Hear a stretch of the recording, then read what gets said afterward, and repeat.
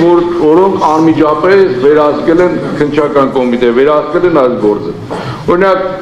մենք 18 արտարներով ստեղ ենք, ի տարբերություն իմ 17 ընկերների Բագրատ Սրբազանի, իմը մի քիչ այլ ձև է, պետք է անդրնամխելություն հաղթարվեր, դա օրենքի պահանջ է, եւ Հանրապետության դատախազը եկել է ազգային ժողով այդ բարձր ամբիոնից իմ հետ կապված ներկայացրել է, որ Սարգսյան Արտուրը ստեղծել է հաստղիկներ, այս հաստղիկները պետք է գցել մեքենաների տակ, մեքենաները այնտեղից մի հաստագլուխ ասում են 160-ի տակ պետք է գային ավերետեն, իսկ երեխաները մանային։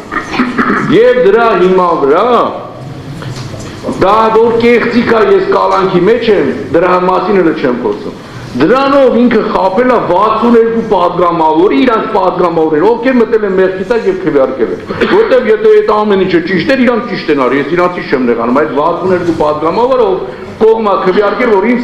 անձնամխելիքությունից զրկեն, որտեւ իրանք հավատացել են դատախազին։ Բայց հիմա դատախազը սուտ ասել, մենք եկել ենք իմ նամուսացնենք, աստղի կացերը երկնքում են, աստղ չկա։ Հիմա դուրս է գալիս, ես դատախազը, որ կեղծիկա թույլ տվել, ես 9 ամիս իմ ընտանիքից զրկվել եմ, կալանավորվել եմ, դրանից բացի 62 ՔՊ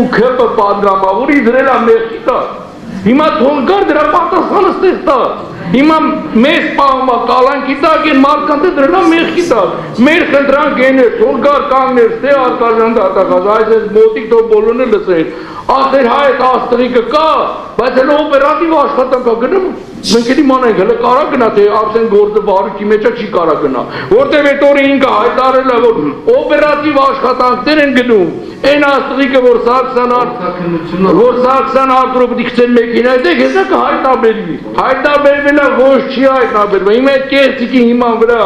ես գտվել եմ 9 ամիսա կալանքի մեջ 62 պատգամավորի քվեից մտել են մեղքի տակ, որտեվ սուտ կեղծիկի դեպքում մարդիկ քվեարկել են, որտեվ ժողովուրդը իրանց ձեն չի տվել, որ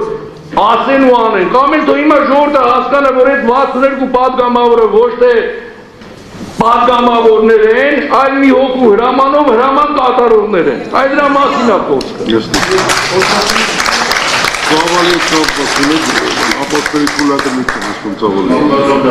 Թույլատրելության հետ կապված, եթե